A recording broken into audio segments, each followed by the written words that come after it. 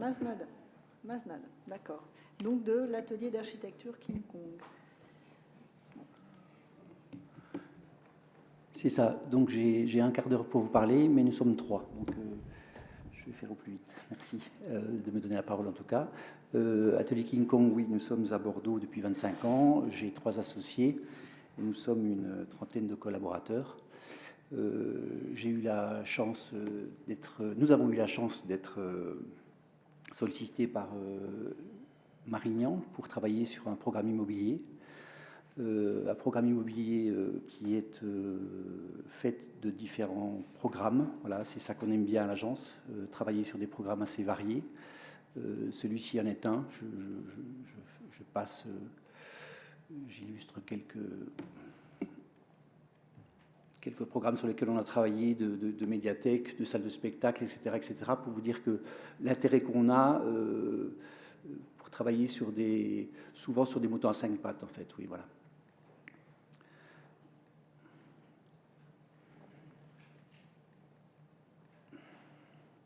Le programme que je vais vous présenter maintenant, c'est celui d'un...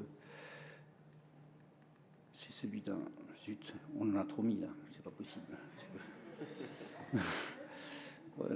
Voilà, on y est, nous y sommes.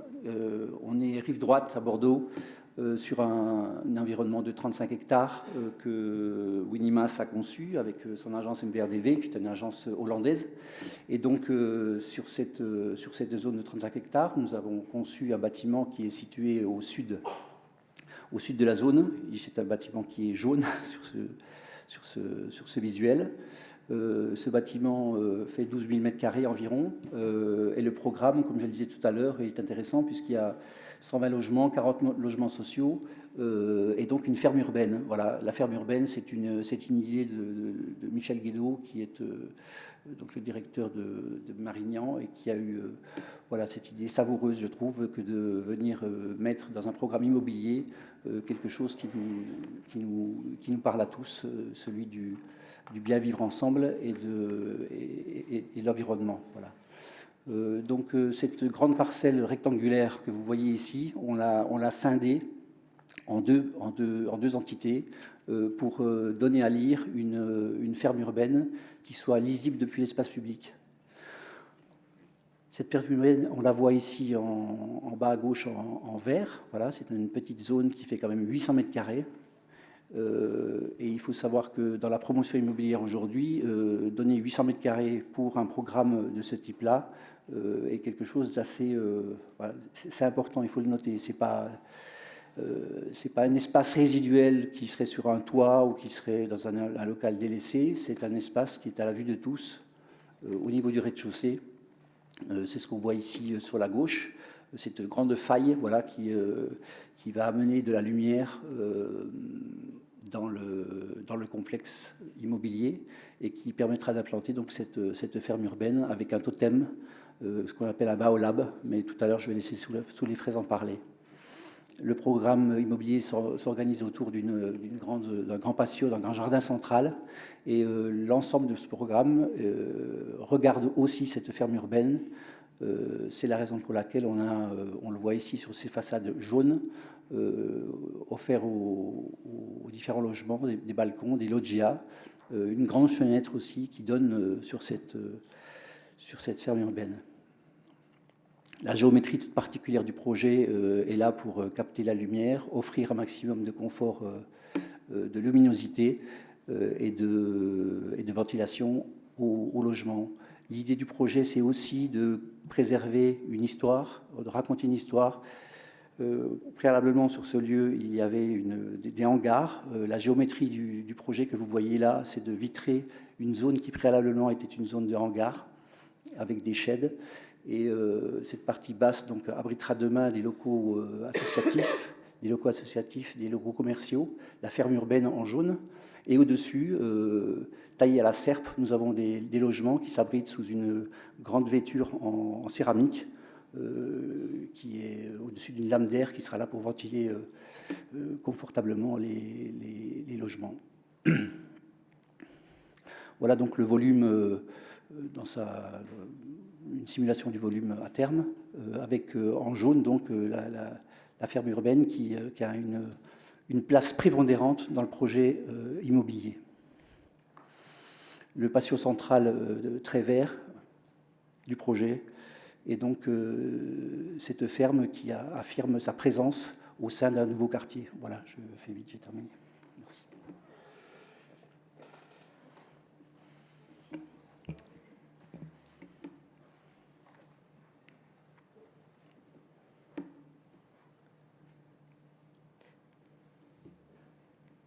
Donc, bonjour à tous, je suis Carmen Perron, directrice innovation pour Marignan. Donc avec Elios Moreno juste à côté, on représente donc le promoteur dans l'histoire. Jean-Christophe nous a fait rentrer profondément dans le projet. Moi, je vais vous faire quelques pas en arrière.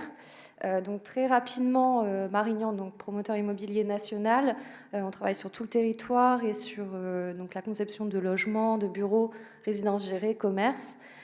Beaucoup de grands projets, donc projets mixtes. Et voilà les chiffres clés que je ne vous détaillerai pas puisque ce n'est pas l'objet.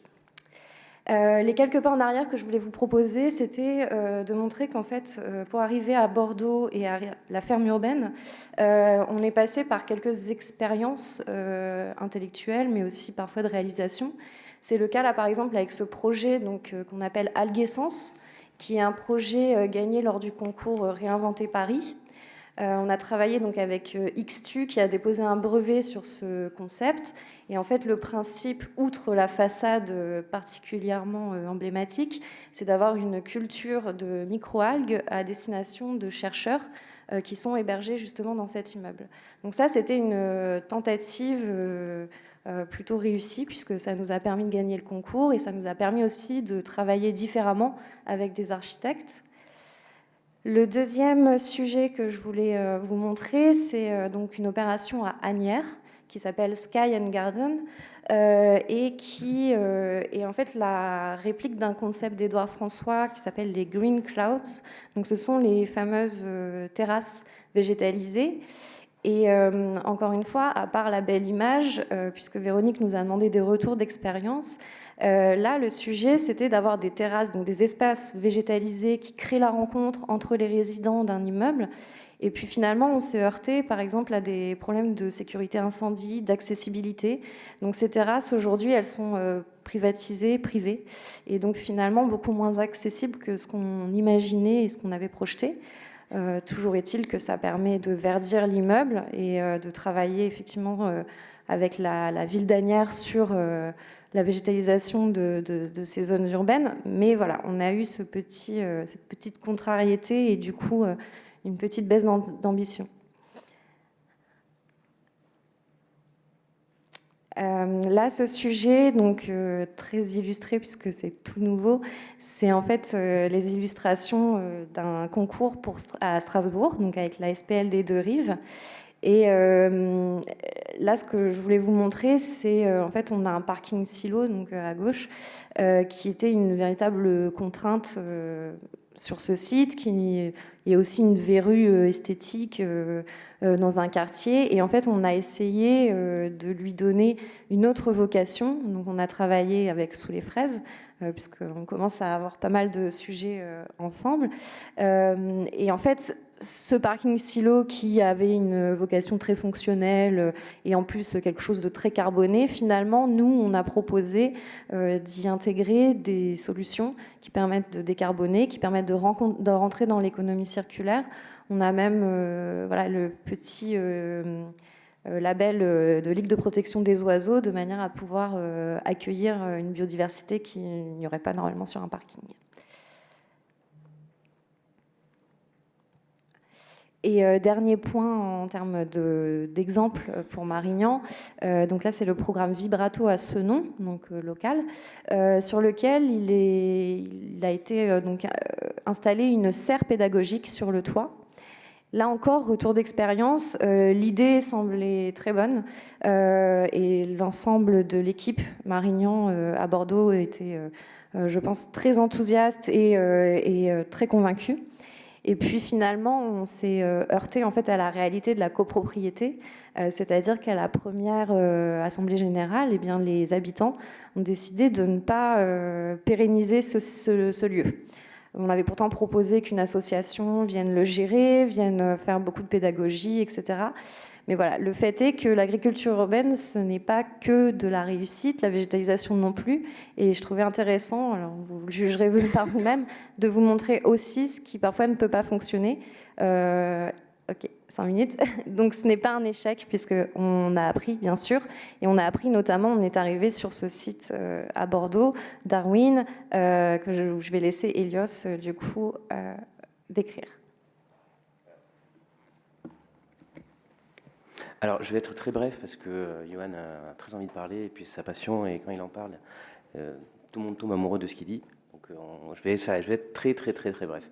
Donc, le projet que l'on a, donc, c'est sur Niel. L'idée, c'est de, si on veut faire revenir un petit peu la nature et l'agriculture en centre-ville, pas forcément que sur l'aire urbaine, mais on pense avec Marignan et nous tous ici, on pense qu'il faut vraiment refaire venir l'agriculture, produire en centre-ville, produire sur les immeubles, produire autour des immeubles, mais on a besoin de créer du lien avec les habitants et avec ce qu'on va produire à terme. Donc l'expérience de Senon, ça nous a permis sur les projets qu'il fallait bien scinder les choses, et l'expérience d'une copropriété qui ne veut pas jouer le jeu, ça c'est indépendant de notre volonté. On met tout en place, voilà. On met tout en place pour que le projet puisse fonctionner. Et sur Niel, on a décidé de faire un volume qui est complètement à part entière. Donc on a la ferme avec l'arbre à serre, et on vient ensuite greffer, donc c'est un volume complètement à part, et on vient greffer après les bâtiments autour, sur lesquels on a l'utilisation des eaux pluie, des eaux grises, pour l'irrigation de la ferme urbaine. Voilà, donc ça c'était le retour d'expérience par rapport à Senon, et de le mettre en application sur Niel pour qu'il n'y ait aucune interférence entre les habitants qui peuvent penser qu'il y aura certaines gênes. Il y a quand même un retour de la nature et de l'agriculture en centre-ville, et il faut reprendre cette habitude d'avoir une odeur avec des couleurs, des sensations qui sont différentes. Et je vais laisser maintenant Johan parler un petit peu. Alors bonjour à tous, donc Sous les fraises, pour rappeler quelques chiffres, l'entreprise, 2014, création de l'entreprise. Depuis 2014, on a créé 19 sites à Paris, Levallois, Aubervilliers, Lyon et Annecy. On a créé donc des fermes urbaines de plus de 1000 m², on en a créé 6, dont une qui fait un demi-hectare sur un toit parking à Lyon. Donc c'est un modèle économique, et je rassure tous les porteurs de projets, qui fonctionne. On n'a pas de fonds d'investissement et jamais eu de subvention, et on s'en sort. Aujourd'hui, c'est une entreprise avec 26 salariés en saison et on va dire une quinzaine hors saison. Donc c'est aujourd'hui, je vous présente une ferme aquaponique qui est extrêmement intéressante, puisqu'elle est basée sur le modèle en fait d'une ferme aquaponique qu'on a à Aubervilliers depuis 2 ans, donc qui produit des truites, et celle-ci a une innovation majeure, c'est-à-dire que d'un côté elle est dans le cœur d'immeuble, donc elle va permettre de raisonner avec l'ensemble des habitants et de créer un vrai lieu de vie. On est vraiment véritablement dans cette démarche-là, mais au-delà même de la démarche économique et du lieu de vie, c'est de créer aussi une fusion entre les usages du bâtiment et les usages agricoles, c'est-à-dire que cette ferme aquaponique va traiter intégralement les eaux grises du bâtiment. Alors je suis très content de vous dire aujourd'hui que ce n'est pas une expérimentation, ce n'est pas un projet, c'est une réalité. Le premier immeuble a été livré cette semaine à Paris, boulevard Haussmann, où nous avons créé une première en Europe, je ne sais pas dans le monde, en tout cas en Europe c'est sûr, où nous traitons intégralement les eaux grises du bâtiment sur le toit. Nous les rendons potables et elles servent à irriguer les plantes. Sur la partie déchets, nous avons une démarche aussi qui vise à traiter intégralement les déchets, sachant qu'on y ajoute aussi les déchets des poissons, et on arrive à nourrir des plantes toute l'année. Si mon collègue qui fait de l'aquaponie aussi veut quelques conseils tout à l'heure sur la gestion en plein été de ces poissons, je serais ravi de lui apporter quelques éléments, puisque c'est un sujet sur lequel on a énormément travaillé, sachant qu'on a aussi pris le parti de ne pas chauffer ni de refroidir les systèmes, sachant qu'on n'est pas sous serre. Hein, voilà. Donc une ferme urbaine aujourd'hui pour moi c'est un lieu où je pense qu'on peut trouver un emploi, hein, je pense que c'est essentiel. Alors, il y a de multiples personnes et de profils qui peuvent aujourd'hui rentrer dans la logique d'une ferme urbaine. Cette ferme urbaine elle est capable donc de traiter l'eau, traiter les déchets, apporter des services, apporter une dynamique nouvelle dans le quartier, produire des aliments qui vont se manger évidemment et les transformer. Donc juste pour information, et je vous invite tous à aller voir le site internet de Sous les Fraises. Aujourd'hui Sous les Fraises on est exploitant de ferme urbaine, producteurs, transformateurs et distributeurs de nos propres produits. On fait du nougat, de la sauce tomate, des bières, du gin, de la vodka. Voilà, on fait à peu près tout ce qu'il faut pour faire un apéro sympa. Et également, on a une vraie démarche en fait sur l'utilisation de nos produits et la valorisation locale de notre travail. Et c'est exactement ce qu'on compte faire à Bordeaux. Et je suis très ravi, je suis tout à fait heureux d'avoir entendu tout ce que j'ai entendu aujourd'hui, puisque ça va exactement dans le sens de ce que je porte depuis plus de 20 ans. Et aujourd'hui, je vois que ça commence à se mettre en place. Et il y a 6 ans, lorsque la première école d'agriculture urbaine a eu lieu à Strasbourg, j'étais déjà là pour présenter un projet qui était à Grenoble.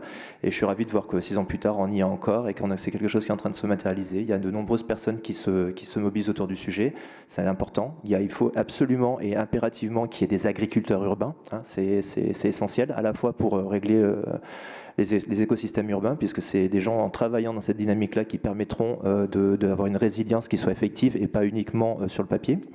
Et puis au-delà de ça, effectivement, lorsqu'on est dans une démarche qui vise à rassembler le plus grand nombre, eh bien, je crois qu'aujourd'hui, l'agriculture urbaine est un des seuls sujets consensuels que je connaisse. Donc évidemment, longue vie à l'agriculture urbaine et longue vie à tous les porteurs de projets autour de ce sujet-là. Merci.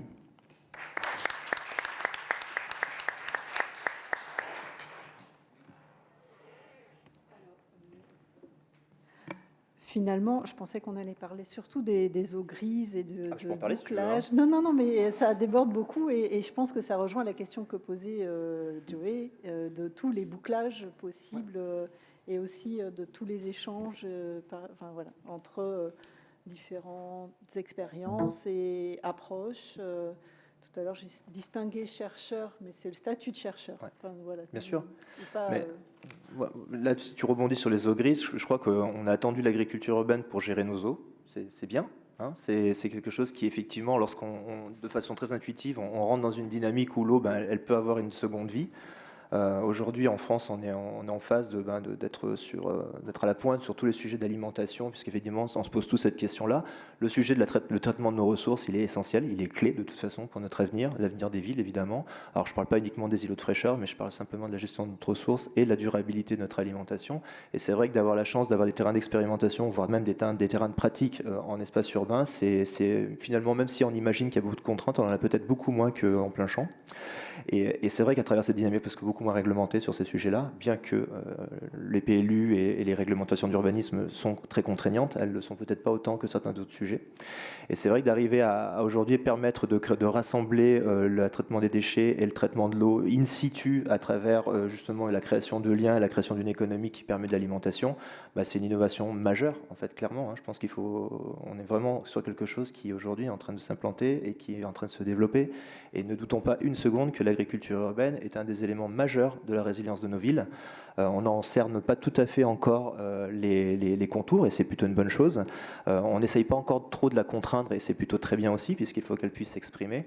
Mais à travers ça, il y a tout un tas d'innovations qui se montent en place aujourd'hui. Et si vous voulez parler des issots de grise, je peux vous en parler pendant des heures, j'adore ça. Oui, malheureusement, on va... Je sais, c'est pour aussi, ça.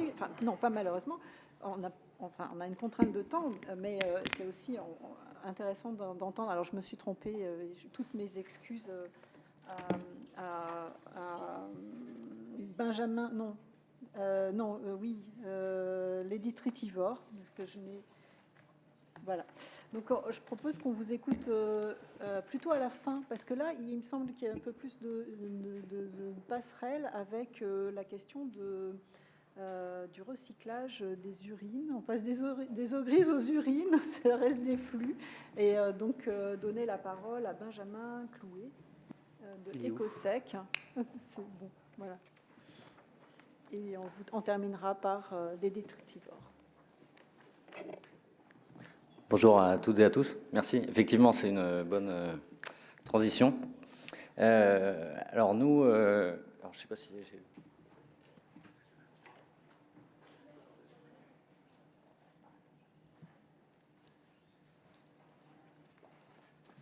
donc EcoSec, on est une SCOP on s'est créé en 2015.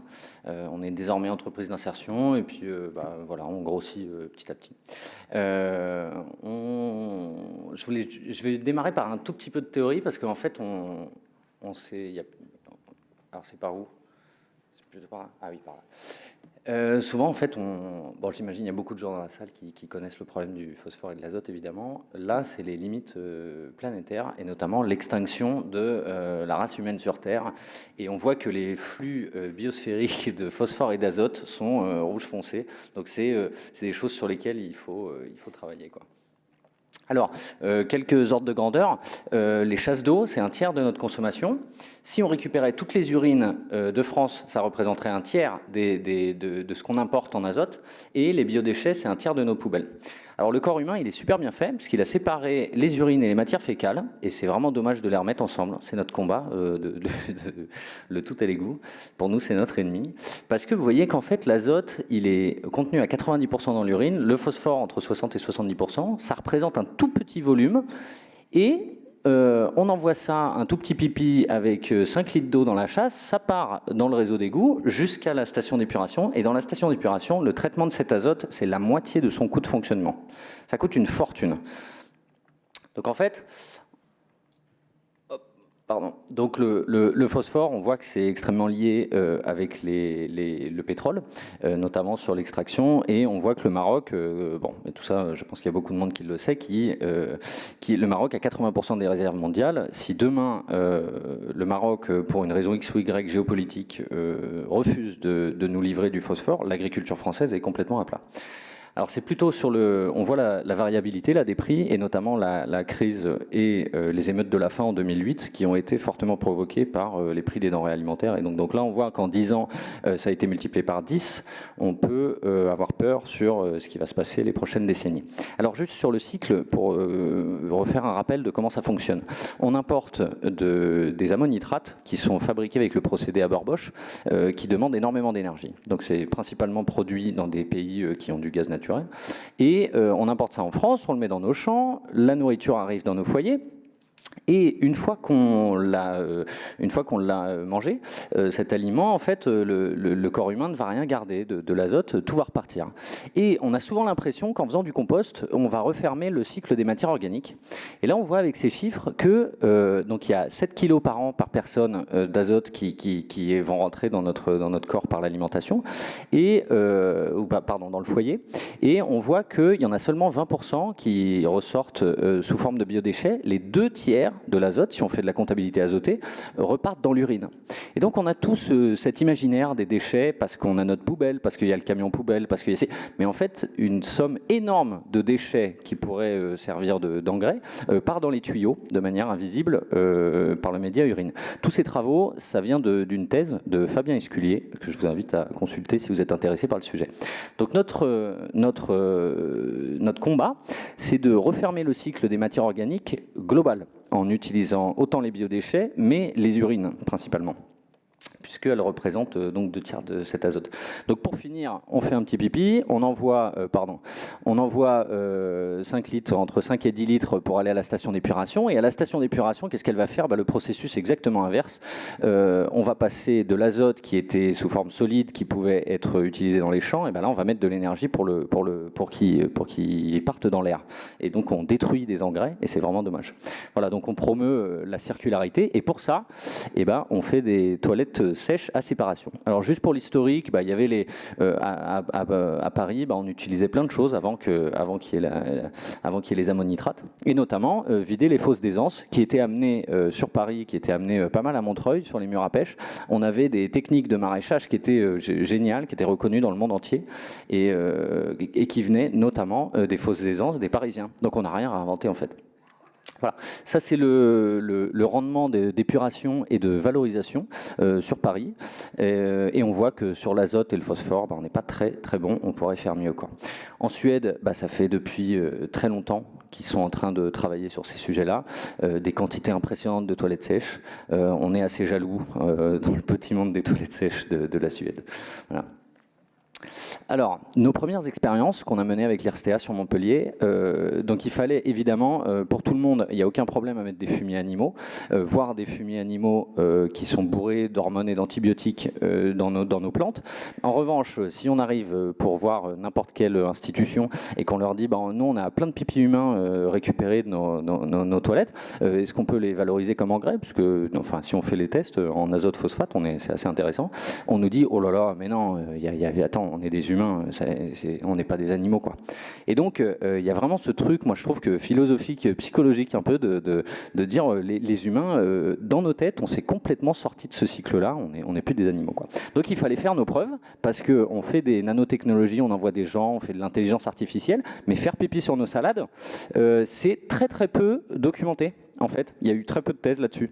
Et du coup, on a dû un peu redémarrer de zéro et prouver que au niveau du cycle, c'était intéressant et qu'il n'y avait aucun risque. Donc on l'a fait sous serre sur des plateformes. Alors vous voyez les épinards avec... alors à droite, c'est 2 fois le ratio autorisé d'urine, donc on est à 300 kg d'azote par hectare. Au milieu, on est à 170 kg et à gauche, on est sans urine. Donc j'espère que je n'ai plus à prouver le pouvoir fertilisant de l'urine après que vous ayez vu ces photos.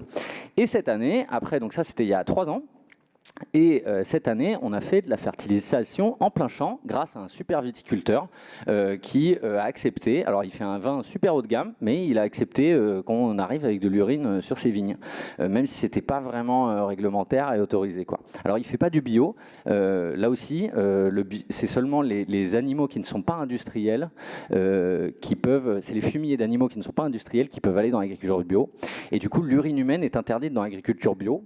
Ce qui pose la question, est-ce que l'humain est un animal industriel? Et si il l'est, à ce moment-là, effectivement, il ne peut pas aller dans l'agriculture bio. Bon, enfin, donc on a trouvé ce viticulteur-là. Et on a fait notre première fournée l'année dernière, la deuxième cette année, et on va faire tout un cycle d'analyse au sol plante sur les cycles de l'azote, phosphate, la salinité du sol, les micropolluants, le goût des fruits, qu'est-ce que ça a apporté, qu'est-ce que ça n'a pas apporté, et on aura une cuvée qui va arriver bientôt. On a essayé de pousser un peu le social en faisant que si vous... alors la campagne est finie, mais l'idée c'était vous préfinancer une bouteille qui va arriver en octobre. Avec ce préfinancement, on va installer des cabines dans les camps de Rome de Montpellier qui n'ont pas de toilettes, et c'est cette urine qui va être utilisée comme fertilisant. Et du coup, on fait d'une pierre deux coups, un peu de social et un peu d'environnemental. Alors, pardon. Donc, au départ de la SCOP, on s'est dit comment on amène les toilettes sèches en milieu urbain, sachant que dans l'imaginaire global, quand on dit toilettes sèches, tout le monde voit soit le truc de sa grand-mère, soit le truc de festival avec des copeaux, de la sciure, et du coup, c'est assez compliqué. Donc, on a dû un peu changer de technologie, et là, c'est c'est Ecodomeo, qui travaille sur Marseille. Ça fait plus de 20 ans qu'il a ce produit-là. C'est un tapis roulant incliné qui va envoyer les urines d'un côté par gravité, les matières fécales de l'autre, et il n'y a plus besoin de sciure parce qu'il y a un flux d'air qui met en dépression en fait la cabine, rentre dans le trône et ressort dans une paroi technique. Et du coup, vous pouvez voir là en haut, c'est dans une péniche parisienne, et en bas, c'est dans un logement. Alors c'est l'habitat participatif qui est vraiment précurseur là-dedans, puisqu'on on va installer 24 toilettes à séparation dans du R+2 à Dole de Bretagne. Premier bâtiment 100% séparatif en France, donc on est très fiers de le réaliser. Et les 3 paramètres un peu qui pour nous étaient fondamentaux pour pouvoir rentrer dans le milieu urbain, c'était s'affranchir de la sciure, de ne pas avoir de visuel, de travailler sur le design et évidemment d'avoir une maintenance qui est bien moindre que le seau de sciure qu'il faut vider tous les 40-50 utilisations. Enfin, c'est juste pas gérable. Là, vous voyez sur celui du bas, alors c'est pas la bonne photo, mais quand vous appuyez sur le bouton, ça fait tourner le tapis, mais en plus vous avez un message qui apparaît et qui vous dit bravo, vous avez permis d'économiser, et ça incrémente le nombre de chasses d'eau, et donc en temps réel vous pouvez savoir combien d'eau vous avez économisé. Bon, tout ça ça paraît gadget, mais c'est vraiment notre but, c'est de vraiment taper l'imaginaire des gens qui disent mais en fait c'est 10 fois mieux que ma cabine classique, c'est pas un retour en arrière, quoi. Et alors dans les différentes réalisations qu'on a pu faire, hop, voilà. Alors en haut à gauche, vous avez, pardon. C'est bon. Alors, en haut à gauche, c'est une expérience, donc c'est la première, ça faisait depuis la création de la boîte qu'on voulait faire ça, de remplacer la Sanisette JC Déco. Donc d'arriver en plein centre urbain, comme il n'y a plus de lavage automatique, on envoie quelqu'un qui est à vélo en insertion et qui va nettoyer la cabine et gérer les vidanges, refaire les consommables et tout ça. À droite, vous avez un container qui est recyclé en faisant des cabines. On était très fiers d'être cette année, on était sur les Champs-Élysées, on était sur le parvis de la mairie de Paris, on est au Stade de France, on était sur la fan zone de la Coupe du Monde. Enfin bref, on arrive, ça y est quoi. La toilette sèche est implantée au centre de Paris. Alors, et là, en bas à droite, c'est un container de chantier que nous a commandé BRL, où là, il y a des toilettes et une douche, et toutes les urines et les eaux grises sont valorisées sur les parois végétales du container. Alors, vous me direz, il n'y a pas de photo de Montpellier. Alors, je vais juste faire une petite aparté, mais je ne vais pas m'attarder dessus. Pour arriver dans le milieu urbain, quand on a une petite start, enfin, quand on démarre sur quelque chose qui n'a jamais été fait, honnêtement, si on n'a pas le soutien de la mairie, c'est un peu dur. Et c'est vrai que là, il a installé 30 cabines publiques de toilettes à Montpellier, et je vous le donne en mille. Il y en a 0 éco-sec. C'était un peu dur. Bon, on a un peu d'aigreur parce que du coup, entre la communication qui est faite par les élus et le retour de terrain qu'on a nous, c'était une grosse déception pour nous, et du coup on a dû se décaler, et c'est là que j'aimerais rebondir sur Paris, parce que sincèrement il y a eu un soutien, et notamment par Léon Garex, il y a eu un soutien mais dingue quoi, et qui nous a permis aujourd'hui de faire tout ce qu'on fait et d'être sur les Champs-Élysées et d'avoir notre premier proto. Voilà, donc merci à la mairie de Paris. Ça, c'est des composteurs connectés, on a des petits urinoirs sur gouttière, on a des containers recyclés, et c'est voilà un peu les produits qu'on fait. Donc séparer, l'enjeu de la séparation à la source, c'est vraiment dommage. On comprend bien que les déchets solides, les déchets solides, on comprend bien que si on sépare le plastique, l'aluminium, le fermenticible et le verre à la source, c'est beaucoup plus facile à trier. C'est exactement pareil. C'est super dommage. On a entre 25 et 40 mètres cubes d'eau grise. Honnêtement, à la sortie de la douche, elle a quoi l'eau quoi, il y a 2 poils et un peu de savon quoi. C'est vraiment dommage de mettre des matières fécales là-dedans qui vont faire qu'on est obligé d'envoyer tout ce volume à la station d'épuration. Et donc la séparation à la source, c'est la clé quoi. Et nous, on aimerait bien coupler, en plus des eaux grises, ajouter l'urine et du coup travailler sur des murs végétaux, et donc d'avoir l'habitat global pour nous qui serait, et on travaille là-dessus, c'est que on a cette ressource qui est quasiment gratuite quoi. L'eau grise et les urines qui pourraient quasiment aller directement pour nous, même avec un traitement mais extrêmement faible, un petit bac à sable ou un bac à paille, là c'est ce qu'on est en train d'essayer, de pouvoir, et il n'y a pas besoin d'infrastructure de dingue, c'est-à-dire aujourd'hui une réserve d'urine c'est juste une place de parking, et il y a des petits systèmes de traitement d'eau grise qui sont super compacts aussi. Et on aurait d'un coup, on pourrait amener une végétalisation en ville, on pourrait refroidir les parois, alors c'est l'autre chose qu'on est en train de tester, c'est on espère pouvoir refroidir de 3 à 5 degrés une paroi grâce à l'évapotranspiration des plantes qui sont produites sur le mur. Et donc, bon, je vous fais pas, vous connaissez tous les bienfaits de l'agriculture urbaine, et donc on pourrait même produire ces aliments là-dedans, quoi. Voilà ce sur quoi on travaille, et je serais enchanté d'en parler plus après.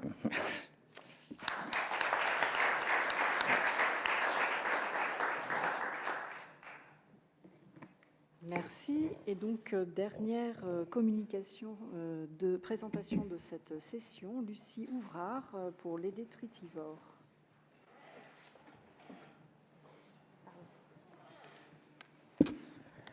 Alors, bonjour à tous. Donc, je suis Lucie Ouvrard et je porte l'association Les Détritivores depuis 2016. Voilà, donc c'est une organisation solidaire qui propose un service de sensibilisation, de collecte et de valorisation des biodéchets pour les professionnels gros détenteurs de biodéchets. Donc quand on dit gros détenteurs de biodéchets, bien sûr, on pense à la restauration collective, mais ça va toucher également la restauration commerciale, les supermarchés, les fleuristes, les épiceries et bien sûr aussi les événements de plus en plus. Voilà. Donc, on est une petite structure qui existe depuis 2015, donc, qui est née au sein de Darwin. donc j'en ai entendu parler juste avant, qui est parti d'un constat dans un premier temps réglementaire, puisque tout restaurateur qui génère plus de 10 tonnes de biodéchets par an est dans l'obligation légale depuis 2016 de mettre en place un tri à la source. Mais également un constat social et un constat environnemental, mais ça j'y reviendrai plus tard. Donc aujourd'hui on collecte à peu près une centaine de restaurants. Donc voilà, comme je vous ai dit, hein, ça va de la cantine scolaire en passant par le restaurant étoilé, le grand événement régional. On est voilà, sur un panel assez large de clients partenaires. Donc, ce qui fait notre particularité par rapport à d'autres prestataires qui font de la gestion de déchets, hein, des prestataires plus industriels, Suez et Veolia pour ne pas les citer, c'est que nous, les biodéchets que l'on collecte auprès de nos partenaires, ils sont acheminés sur ce qu'on appelle des micro-plateformes de compostage. Et ces micro-plateformes de compostage, elles sont situées dans l'espace urbain. Voilà, en vue d'une valorisation par compostage tout à fait classique. Et donc, la première plateforme, elle est née au sein de Darwin. Donc, on faisait du compostage sur du béton, en plein cœur de quartier. Et l'idée, c'était de prouver qu'on pouvait reproduire ce qui existait en milieu rural, en milieu urbain. Voilà. Donc on a plus cette plateforme de compostage à Darwin, mais on a une seconde plateforme de compostage qui est située à 1 km au sein du quartier de Brazza. Donc pour les Bordelais qui connaissent un petit peu, donc c'est un quartier qui est en pleine mutation. Et nous vraiment notre défi de demain, c'est de pouvoir faire en sorte que cette plateforme de compostage, elle s'intègre au quartier. C'est-à-dire que au-delà de notre activité qui est de valoriser les biodéchets des restaurateurs sur ces plateformes, on souhaite vraiment que les habitants du quartier et les futurs professionnels puissent en bénéficier et surtout accepter ces plateformes. La question de l'acceptabilité, quand on a une plateforme de compostage sous ses fenêtres, je peux vous dire que c'est quand même assez compliqué. Et c'est ce pourquoi on souhaiterait un petit peu enchanter ces plateformes en mettant en place des synergies avec d'autres structures locales, pourquoi pas en plantant des légumes grâce à notre compost. Donc c'est des terrains qui sont particulièrement pollués, donc il faudrait plutôt faire du hors-sol, mais voilà, et puis en plantant aussi des choses un petit peu plus ornementales, en tout cas faire en sorte que ces plateformes elles s'intègrent vraiment au quartier. L'idée, c'est de multiplier ces plateformes, de mailler le territoire avec ce type d'unité. Et donc, on implante ces plateformes sur ce qu'on appelle des espaces délaissés. Donc, ça peut être un délaissé de la SNCF ou un terrain vague mis à disposition par une commune. Nous, on peut vraiment implanter des plateformes de compostage sur à peu près 200 mètres carrés de foncier. Voilà. Donc, pourquoi on a fait le choix du compostage sur micro-plateforme ? Eh bien, tout d'abord parce que l'impact environnemental de ce type d'installation est bien moindre que lorsqu'on va envoyer du biodéchet dans des installations industrielles très loin des villes, puisque nous, en moyenne, entre chez nos clients, donc le gisement de biodéchets et l'unité de traitement, on fait en moyenne 5 km. Et donc, plus on maillera le territoire avec nos micro-unités, plus on pourra réduire le nombre de kilomètres. Donc là, l'impact n'est pas négligeable. Et puis en plus, c'est un système de valorisation qui est low-tech, qui nous demande peu d'utilisation d'eau et d'électricité, mais qui, en plus de ça, et ça c'est aussi un point sur lequel je vais insister, c'est que le compostage, ça crée du temps homme. Pour valoriser toutes ces matières, il faut des personnes pour la retourner, pour la brasser, pour veiller aux questions sanitaires, effectuer les petits travaux. Voilà, et vraiment de l'emploi qui est créé autour de cette valorisation matière. Et c'est ce qui fait aussi partie de notre ADN. Hein. Aujourd'hui, c'est l'axe social, puisque tous nos emplois sont dirigés vers des personnes en grande difficulté sociale et professionnelle d'accès à l'emploi et en situation de handicap. Aujourd'hui, l'activité Les Détritivores nous a permis de créer 7 emplois. Et ce sont des emplois qui sont... On systématise les CDI, puisque pour nous, le CDI, c'est aussi pouvoir avoir accès au logement, à certains prêts. Et c'est vrai que dans nos équipes, on a des personnes qui ont des très très grosses difficultés sociales, et donc ça leur permet d'être aussi un tremplin pour leur vie privée également. Voilà, donc je pense que j'ai fait un peu le tour de l'activité. On a d'autres projets. Bien entendu, on est très sollicité par les particuliers aussi, puisque vous le savez peut-être, mais en 2025, on sera tous dans l'obligation de trier nos biodéchets, nous en tant que particuliers. Donc il va falloir que la collectivité trouve des solutions qui seront adaptées à chaque typologie d'habitat et à chaque quartier. Donc pourquoi pas fédérer les différents acteurs de territoire. Mais aussi, on a cette fameuse matière, le compost, qui est redistribué aujourd'hui gratuitement pour les jardiniers urbains, pour les associations d'agriculture urbaine, parce qu'on souhaite vraiment dire à chacun qu'on a une matière qui est très fertile, qui est issue de déchets et qui est à disposition gratuitement sur un territoire. Mais pourquoi pas un jour le commercialiser également en commerce de proximité, puisqu'on souhaite vraiment rester sur une démarche très territoriale. Voilà.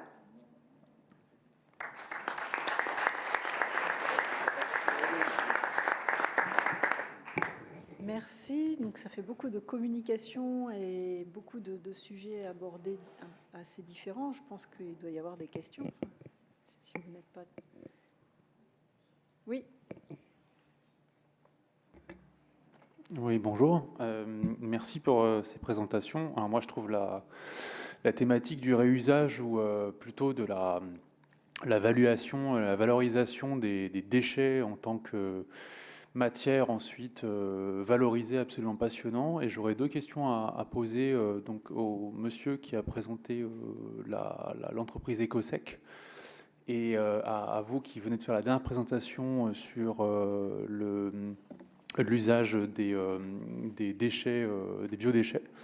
Alors dans l'un comme dans l'autre cas, on est, je pense, on a des gisements pour parler de manière un peu de manière extractive. On a des gisements qui jusqu'ici étaient peu valorisés ou qui ont été dévalorisés à la suite d'une histoire qui a tendu à les reléguer comme des choses sales, ou alors des choses qui étaient bonnes à jeter mais pas forcément à réutiliser.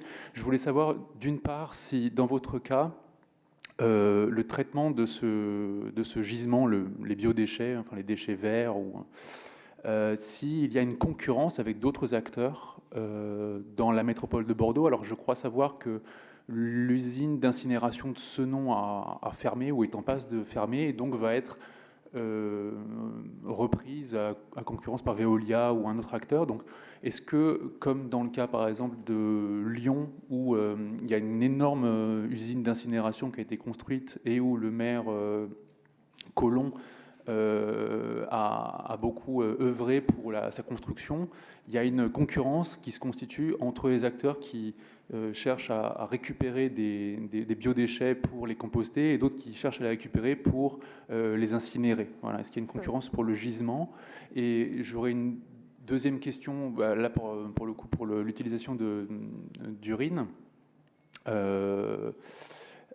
Oui, alors, je pense que la première chose qui explique le fait que l'urine peut devenir valorisable ou va être valorisée, c'est que le traitement des zones n'arrive plus à se faire. Enfin, il y a des agglomérations dans lesquelles il arrive à saturation, comme à Paris. Et d'ailleurs, les bâtiments officiels en 2021 devront avoir des toilettes à séparation pour diviser le flux et faire soulager un petit peu les centrales de retraitement. Vous parliez en fin de présentation d'un usage agricole alimentaire de ça. Du coup, je sais que c'est autorisé en Suisse, que l'usage non pas seulement ornemental mais aussi alimentaire est utilisé en Suisse, en Suède. Et du coup, en France, est-ce que vous savez si c'est en passe justement d'être homologué pour être utilisé de manière alimentaire, puisqu'il y a quand même des questions de micropolluants, etc., qui ne sont pas complètement éliminées par les processus que vous avez décrits. Du coup, comment ça se situe dans une perspective d'agriculture nourricière, quoi. Merci. Je commence. Alors, merci pour cette question très pertinente. Donc, effectivement, ce que vous disiez, en tout cas, ce qui me fait rebondir sur le fait qu'on a pendant des années incinéré des déchets humides, des déchets organiques, ce qui est totalement contre-productif, puisque ça nécessite ça nécessite une dépense considérable de la part des incinérateurs pour faire disparaître justement ces déchets organiques qui pourraient participer à la fertilisation des sols. Et donc aujourd'hui, effectivement, il y a de plus en plus de structures qui tendent à les capter. Des acteurs industriels que j'ai cités tout à l'heure. Donc sur le territoire, il y a une plateforme de compostage à Cestas qui est gérée par Veolia. Une plateforme de compostage à Saint-Selve qui est gérée par Suez. Donc, ce sont des plateformes industrielles. Également, la plateforme PENA qui est à Saint-Jean-d'Illac. Donc, vraiment, pour nous, face à nous, c'est un peu des mastodontes. Et puis, de plus petits acteurs qui commencent à travailler sur cette question de captation des biodéchets. Nous, depuis le lancement de l'activité, on a collecté 1000 tonnes. Donc, voilà. Pour nous, c'est énorme, mais pour eux, c'est très peu.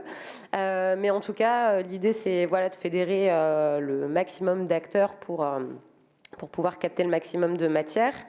Et en ce qui concerne la concurrence avec les incinérateurs, je dirais que je ne l'ai jamais ressenti comme tel, parce qu'effectivement, on dit souvent qu'il faut alimenter les incinérateurs. Après, l'incinérateur de Bordeaux Métropole, Astria, est géré notamment par la collectivité. Et la collectivité tend à réduire le volume des déchets incinérés. Donc, je pense honnêtement qu'aujourd'hui, on a, en tant qu'acteur du recyclage du biodéchet, on a notre place et que l'incinération ne viendra pas en concurrence. Alors pour ma part, pour la compétition, moi je l'ai vécu en live quand on a démarré les composteurs en pied d'immeuble. La mairie nous a dit, alors on a un cas d'école à Montpellier, une usine de tri de compostage électromécanique, Améthyste elle s'appelle. Elle devait coûter 60 millions, elle a coûté 130. Elle n'a jamais tourné à plus de 20%. Et on nous a dit, vous vous rendez compte, on a déjà investi dans Améthyste, donc vous n'allez pas détourner des biodéchets en plus. Alors l'autre problème, c'est que normalement c'est 240 € la tonne à peu près d'OMR en ramassage. Les biodéchets, normalement ça monte à 500 parce que si on compte ça peut monter un peu plus. Là, comme l'usine était complètement ne fonctionnait pas, ils ont écrasé le prix des biodéchets. De la collecte des biodéchets. Donc ils ont dit, au lieu de 140 de l'OMR, on va dire à ces 50 € la tonne. Et du coup, nous, on arrive avec une petite équation économique qui était déjà compliquée à 500 € la tonne. Là, à 50 € la tonne, c'est bon, au revoir, quoi. Soit on fonctionne avec des subventions, soit on ne peut pas fonctionner. Donc ça, c'est un premier problème. Et ensuite, et encore une fois, la compétition, elle était politique, parce qu'on nous a dit, non, mais politiquement, vous comprenez, vous allez collecter des biodéchets quand la communauté a déjà investi 130 millions dans Améthyste. Et on lui dit, mais c'est du pied d'immeuble. Il n'y a pas de collecte de ces biodéchets. Donc on va piquer dans aucun gisement. Ils nous disent, oui, mais politiquement, ça va pas aller. Donc, on était assez triste. Sur le côté micropolluant. Alors, faut savoir deux choses. C'est que déjà, les fumiers animaux contiennent entre 10 et 100 fois plus de micropolluants que les urines humaines. Donc, comme je disais tout à l'heure, l'agriculture bio n'a pas assez d'intrants en fumier d'élevage bio, donc elle prend des fumiers d'élevage non bio. Donc même nos tomates bio qu'on achète au marché, là, il faut se poser la même question. Alors il faut leur poser aussi à eux. Et la deuxième chose, c'est qu'il n'y a quasiment aucune station d'épuration qui traite les micropolluants en France. Il y en a 2 à titre expérimental, je crois que c'est Nice et Paris. Du coup, l'ensemble des micropolluants arrive dans un milieu aquatique avec une dilution énorme, avec des amphibiens, des poissons, et donc il y a un impact potentiellement beaucoup plus fort que si on les envoyait dans la terre avec un média qui serait, et qui serait beaucoup plus filtrant et qui pourrait, pour moi, selon moi, beaucoup plus les dégrader. Il y a eu une étude qui a été faite en Allemagne, mais une seule qui a été faite sur la passation entre la quantité de micropolluants dans un liquide aux fruits, et c'est infinitésimal. C'est vraiment rien du tout, quoi. Alors aujourd'hui, notre frein, il est psychologique plus que là-dessus. Maintenant, il faut clairement montrer patte blanche. C'est pour ça qu'on travaille avec les laboratoires, l'IRSTEA, et j'espère prochainement l'INRA. Et évidemment, avant d'arriver dans l'alimentaire, on pourra. Mais il y a une foule d'autres usages, que ce soit les pépinières, que ce soit... Alors là, on bosse avec des gens qui font... des huiles essentielles, je pense qu'il y a plein d'usages non alimentaires pour commencer. Et en termes de réglementation, alors pour finir là-dessus, on est dans une zone grise. En fait, les urines ne sont pas... Si on arrive avec un papier et on donne la composition de notre liquide, c'est de l'urée, qui est le fertilisant quasiment le plus utilisé au monde. Et donc, au niveau réglementaire, on est là-dessus. Alors, est-ce qu'on est un effluent agricole? Est-ce qu'on est un fertilisant? Est-ce qu'on est un résidu de collecte de... Alors, à chaque fois qu'on se positionne dans une case, on a des résultats différents. Nous, on a décidé volontairement de ne pas prévenir l'ARS sur la première année de la viticulture, parce que les connaissants, ça aurait bloqué tout le projet. Donc on a dit, ça va être en 2 années. On fait la première année, on fait tous les tests micropolluants pathogènes, et la deuxième année, on leur amène le dossier, on leur dit, regardez, on a tout fait, c'est nickel. Et là, du coup, ils sont un peu emmerdés, parce qu'ils peuvent plus, ils peuvent bloquer le projet, mais bon, ce serait... Et ils nous disent, bon, ok, bon, ça est en voie de passer, mais c'est compliqué. En tout cas, on travaille là-dessus, et pour l'info réglementaire, donc ce que je vous disais tout à l'heure, c'est une réglementation européenne. J'ai dans la main 50 litres d'urine qui ont été nitrifiés et distillés. C'est des Suisses qui font ça, et c'est homologué comme engrais qui peut être utilisé partout, agriculture biologique ou pas. Je vous ferai passer, il n'y a plus d'odeur, parce que ça a été nitrifié, on a stabilisé l'azote, et on a réduit, donc dans l'urine, il y a 95% d'eau, 98% d'eau, ce qui est un peu le problème d'ailleurs, si on veut emmener de l'urine, collecter de l'urine depuis les centres urbains pour les amener en périurbain. Alors il y a certaines villes où c'est à 5 km, il y a le premier maraîcher, à Paris, tout de suite, il faut faire des distances. Donc effectivement, la quantité d'eau à l'intérieur est problématique. On espère que la réglementation va évoluer. Alors juste pour la petite blague, donc avec le RAE qui est le réseau d'assainissement écologique, on est en train de monter un dossier qu'on va amener à l'Europe avec une étude un peu statistique de dire, parce que la différence entre un animal industriel et non industriel, je crois que c'est sur le fait qu'il soit hors sol, s'il touche un peu la terre ou pas. Et donc on fait la même étude avec les humains, et on dit en centre-ville, combien de pourcentage du temps on a les pieds dans la terre, et du coup est-ce qu'on est un animal hors sol, et donc on va amener un dossier à l'Europe et dire voilà, l'humain n'est pas un animal industriel pour telle raison. Voilà, j'espère avoir répondu. Oh, je vois plein de mains qui se lèvent. Alors j'ai vu d'abord là-bas. Bonjour. Donc, du coup, j'avais plusieurs petites questions. Premièrement, vous avez parlé d'une expérience à Sao Paulo de personnes qui collectaient les invendus. Et je voulais simplement savoir si ça relevait d'une initiative personnelle, donc du coup du patron et qui aurait consacré une partie de son bénéfice à rémunérer 2 employés. Vous avez parlé de 2 employés. Ou si ça relevait de subventions. Donc ça, c'est une première question. Deuxième question à Ecosec, là. J'ai pas bien compris, l'urine, vous la travaillez avant de l'utiliser dans le milieu agricole, ou elle est telle qu'elle réutilisée? Concernant les matières fécales, je me demande, j'ai pas compris non plus ce que vous en faisiez.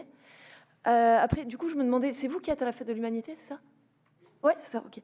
D'accord, très bien. Et donc voilà, les 2 petites questions. Et enfin, sur les détritivores, je me demandais donc quelle est la surface moyenne? C'est du 200 mètres carrés, ou vous arrivez à faire sur des plus petites surfaces? Et l'autre chose, c'est est-ce que vous avez rencontré des réticences municipales, notamment sur tout ce qui est ça va faire venir les rongeurs, les rats, etc. Et si oui, comment vous avez fait pour aller au-delà, enfin mener tout de même vos projets? Et voilà, et concernant vos financements, donc le modèle économique que vous avez mis en place, est-ce que c'est uniquement assis sur les entreprises, les restaurants, etc., que vous allez collecter? Donc du coup, est-ce que vous avez trouvé un prix rémunérateur, ou est-ce que vous complétez cette source-là par des subventions, des publics ou autres? Voilà. Voilà. Pour l'exemple de Sao Paulo, en fait, l'initiative était venue d'une compagnie privée. Et ça, c'était donc ce que j'ai montré, c'est le premier exemple qu'ils ont mis en place. C'était un peu leur projet pilote, mais quand même, c'est un grand centre de commerce. Et donc, cette compagnie, c'est spécifiquement pour essayer de développer, disons, le compost lié à des lieux de grosse production de biodéchets. Donc, pour la compagnie, le propriétaire du shopping center donc, a accepté de mettre ça en place là-bas. Parce que, bon, ça fait, disons, affichage, durabilité, tout ça, mais aussi parce qu'en fait, il y a une dimension économique parce que ça a évité le coût d'une énorme quantité à payer pour faire sortir les déchets organiques d'un shopping center avec quelque chose comme 2-3 food courts. Vous pouvez imaginer les dimensions, je pense que j'ai lu peut-être quelque part, mais donc il y avait une vraie dimension économique qui va avec l'analyse coût-bénéfice. Je ne suis pas sûr, mais en plus c'était le premier exemple. Ils ont mis ça dans plusieurs autres shopping centers au Brésil. Cette compagnie BioIdeas qui avait mis ça en place. Donc,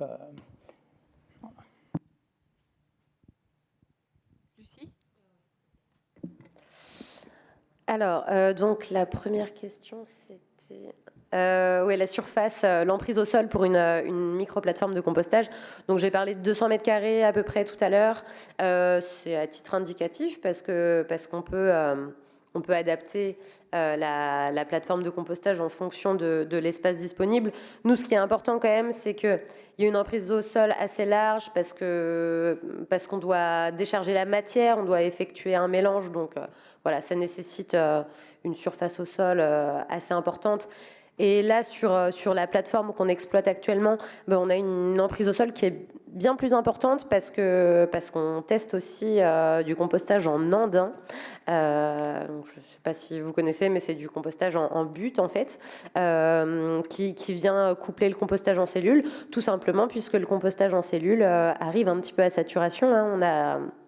On a une croissance assez exponentielle, donc il faut qu'on arrive à capter tous ces gisements.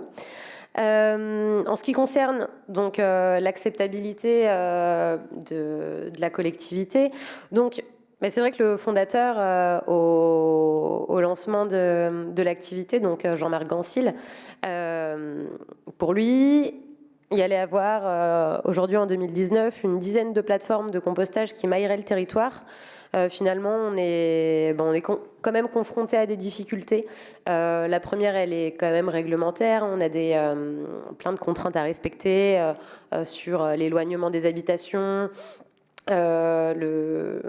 l'étanchéification des sols. Voilà, il y a quand même beaucoup de contraintes donc, qui nous freinent un peu. Et bien sûr, au-delà de l'acceptabilité des élus à nous confier du terrain donc, en AOT, c'est aussi l'acceptabilité des particuliers, des citoyens. Voilà, donc c'est beaucoup plus difficile qu'on ne le croyait au départ d'installer ces plateformes de compostage dans les quartiers, malheureusement. Mais ça viendra. Voilà, notre troisième projet est à Pessac, près du domaine universitaire. Et pour la question du modèle économique, donc on a été subventionné à l'amorçage par le FSE, la région, la métropole, la ville. Voilà, mais uniquement au lancement de l'activité. Aujourd'hui, on ne bénéficie pas de subventions de fonctionnement. On est viable économiquement.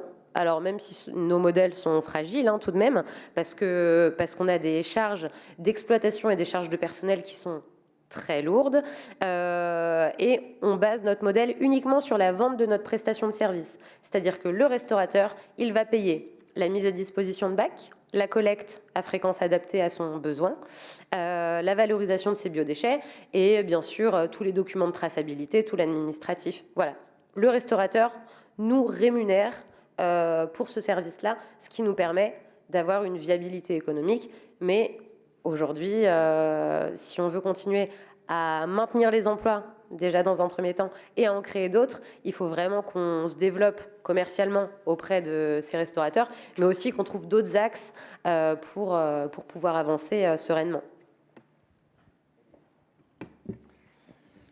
Alors pour répondre sur le traitement des urines, en fait à l'heure actuelle on ne les traite pas à part qu'on les stocke. En fait avec le stockage le pH va monter à 9,5, 10 et ça devient un milieu qui est très agressif et en tout cas pour les pathogènes.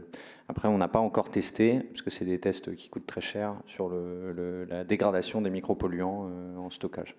Alors on a une problématique nous qui est avec ce tapis roulant qui fait qu'il n'y a pas la séparation, qu'il n'y a pas de séparation. Je veux dire, l'urine va ruisseler sur 5 cm de tapis. Le tapis qui a été préalablement souillé. Alors même s'il y a des racleurs, il revient nickel, l'urine est quand même assez chargée. Et du coup, on a besoin d'un petit temps de stockage, mais avec ce pH qui monte, on se rend compte qu'il y a un abattement énorme, très rapide, quoi. En moins de 2 semaines, 3 semaines, déjà, on a baissé de plusieurs logs. Ça, c'est pour les urines. Donc, on les traite pas plus que ça. Après, il y en a plein qui travaillent sur le charbon actif et sur d'autres procédés. Notamment à Toulouse, là, il y a un projet SMS et l'ENSA qui travaille énormément là-dessus. Donc, on attend leurs résultats. C'est en septembre qui vont livrer leur projet. Sur les matières fécales, en fait, c'est ce que je montrais un peu au début. C'est encore une fois, le corps, il est très bien fait parce que les matières fécales, c'est un tout petit volume. C'est 15 litres par personne par an. Donc c'est comparé aux 500 litres d'urine par an et aux 40 mètres cubes d'eau grise, c'est 15 litres, c'est que dalle, quoi. Donc c'est d'autant plus dommage de les mélanger au reste. C'est un petit volume, ça contient très peu de nutriments, parce que c'est même pas 10% de l'azote et un petit peu de phosphore. Et lui, pour le coup, les matières fécales, il y a besoin, si on n'arrive pas à monter en température à la pasteurisation à 70 degrés, il y a un besoin de stockage qui est préconisé de 2 ans. Vous vous rendez compte de la barrière psychologique un peu du compostage de matières fécales humaines en milieu urbain. Même la personne qui est la plus ouverte d'esprit pour amener des toilettes sèches en milieu urbain, bon, du coup, on travaille sur des mini tri électromécanique. Alors c'est Tidy Planet là, qui travaille là-dessus. On fait aussi de la pyrolyse. On essaye. Et sinon, on travaille sur de l'évacuation de matière fécale en milieu périurbain où là, le frein psychologique est moindre et le risque sanitaire aussi, quoi. Mais en fait, c'est tellement des volumes ridicules que c'est presque un non-sujet, quoi. On le mélange au reste du compost. Alors il y a des plateformes, celles qui sont à toilettes sèches à sciure, eux ont beaucoup plus de volume. Et là, il y a un enjeu de valoriser ça. Sur le milieu urbain, le sujet, aussi bien sur la gestion, sur le stockage et sur la valorisation, c'est clairement les urines, quoi. Donc c'est plus de ça qu'on parle. Voilà. Bon, merci. On va être obligé d'arrêter. Donc, on va terminer cette journée. Je suis désolée. Vous pourrez parler après le colloque. Donc, Joyce Nard va nous présenter en 5 minutes, s'il te plaît, l'exposition que vous avez à l'extérieur. Et ensuite, on terminera avec Madame Leplâtre qui nous parlera de viticulture. Bon, c'est juste une petite introduction. L'exposition est plus ou moins explicite, mais c'est juste un peu sur le contexte d'où c'est sorti et comment ça a évolué. Donc, je suis donc un des commissaires, June commissaire derrière moi, et co-commissaire avec un autre collègue à l'université de Ryerson. Donc l'exposition, bon, j'ai pas besoin de, c'est juste quelques. Tu peux passer. Donc un survol très rapide. Donc ça a commencé avec en travaillant avec des étudiants à l'université Ryerson qui travaillaient de plus en plus entre le lien entre design, urbanisme et agriculture urbaine. et ceci nous a mené à organiser un colloque, un petit colloque qui était, qui était le premier à mettre en place les liens sur ce sujet. Et ça nous a donné l'idée de mettre en place une expo qu'on a fini par nommer Carrot City. Et l'expo a été combinée avec un site web, donc carrotcity.org, et un livre qui a été montré là tout à l'heure. Et puis ça a commencé c'était juste prévu pour Toronto, puis ça a commencé à voyager. Il y avait New York et Montréal, auquel Eric avait participé. Puis plus tard, elle est arrivée en France, commençant par Paris. Donc parfois dans des cadres super, de grands parcs, d'autres cas avec des partenaires beaucoup plus modestes, comme vous pouvez voir à Birmingham. Et en général, la plupart c'était des exemples, c'est essentiellement des exemples qui sont intéressants d'une manière ou d'une autre, mais avec autant de diversité que possible. Mais c'était surtout des exemples des villes du Nord. Mais heureusement, plus récemment, il y a 3 ans, on a pu augmenter ça, compléter ça avec des exemples du Sud à Quito, qu'on a montré à Quito. Et bon, on a dépassé les 10 ans. On a fait en fait un événement de clôture pour Carrot City il y a quelques mois. Puis Véronique nous a demandé est-ce qu'on peut la remontrer. Donc voilà, c'est un peu la fin de Carrot City. Mais donc c'est bien de la revoir réexposée pour un jour, et on pourra en parler à l'extérieur si ça vous intéresse. Merci. Sylviane, je vous passe la parole.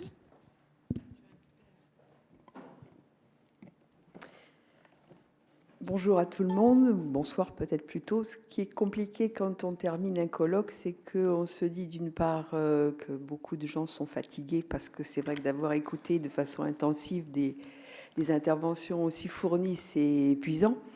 Et puis aussi, on se dit, il y a beaucoup de gens qui vont dire un certain nombre de choses dont je vais pouvoir éliminer. Eh bien non, là, j'élimine rien parce que finalement, la viticulture, on n'en a pas beaucoup parlé, à tel point que je me suis demandé si viticulture urbaine, c'était pas un gros mot. Voilà. Avant de vous emmener faire un petit voyage autour du monde pour voir ce qui existe actuellement en matière de vignes urbaines, on va un peu replanter le décor. Les vignobles ont été essentiellement créés au niveau historique par les cités. En effet, on ne va pas tout de suite passer le diapo parce que on va d'abord faire un peu le contexte historique et actuel. Donc, historiquement, avoir un vignoble, c'était pour les bourgeois des villes un gage de richesse. Et on constate que les créateurs et les exploitants des vignobles ont été le plus souvent des citadins. C'était de très bon ton d'honorer sur leur table les citadins, les vins issus de la propriété des riches bourgeois. Donc, auquel cas, ce qu'il fallait faire, c'est avoir des vignobles pas très loin des villes pour qu'un ouvrier puisse aller s'en occuper dans un temps facile, à une époque où le machinisme que l'on connaît n'existait pas. Donc, par exemple, c'est pour ça qu'il y a eu des situations improbables dans certains coteaux à côté de la ville de Caen. Bon, pour nous, ça paraît complètement aberrant maintenant d'imaginer un vignoble à côté de la ville de Caen, mais il y en a eu. Pareil, le vignoble de Marcillac a été installé par la demande des bourgeois de Rodez. Donc, on se rend compte que la notion de terroir que l'on connaît maintenant, que l'on a très certainement un petit peu optimisée et magnifiée, ne correspondait pas du tout à l'histoire. Un autre développement des vignes, c'était en ville, c'était parce que c'était à côté des lieux de consommation, donc dans les villes. Également à côté des lieux de circulation facile, les voies fluviales. Donc, quand on parle des terroirs, il faut un peu recaler les choses dans l'histoire. Par ailleurs, la situation de certaines vignes était pour favoriser les villes, les noms des villes dans lesquelles elles étaient plantées, pour pouvoir favoriser le commerce à l'export. C'est pour ça que Chalon-sur-Marne, Reims ont installé des vignobles pour sublimer leur nom dans le commerce avec les Flandres. Donc tout ceci pour dire que les vignes en ville, c'est pas une lubie des temps modernes. Ça existe déjà depuis le début de la création des vignes. La seule chose, c'est que on a un petit profil un peu différent. D'une part, les propriétaires, entre guillemets, ou les exploitants de ces vignes urbaines sont un peu de différents ordres. C'est soit des associations privées ou publiques, des collectivités locales, des mairies, quelques privés aussi.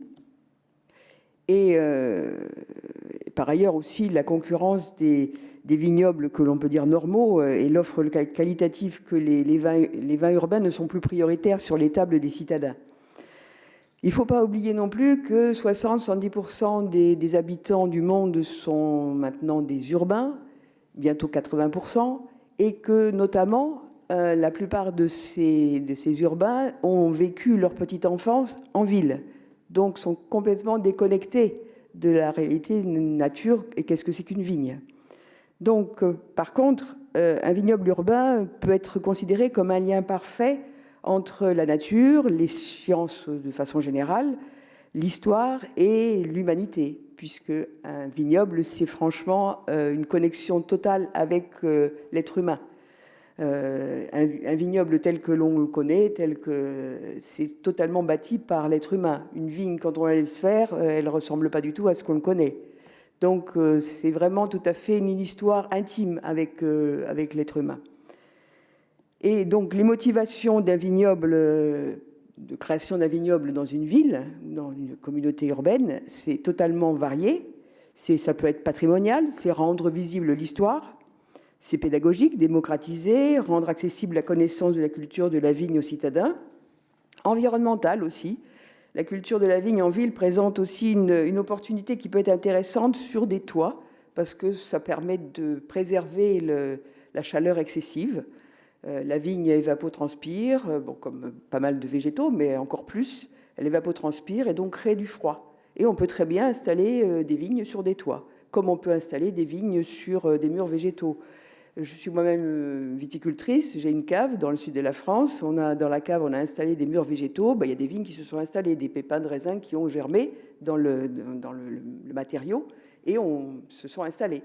Donc la vigne, on a beaucoup de stéréotypes sur l'installation d'une vigne. On pense que c'est une structure très particulière, avec des palissages, avec une taille particulière. Ben non, la vigne, c'est une liane. Et en plus, c'est une bonne fille. On peut en faire un peu ce qu'on veut. Donc, si on s'ouvre au-delà des stéréotypes, on peut très bien installer ce que l'on veut et faire un peu installer comme on veut une vigne en ville.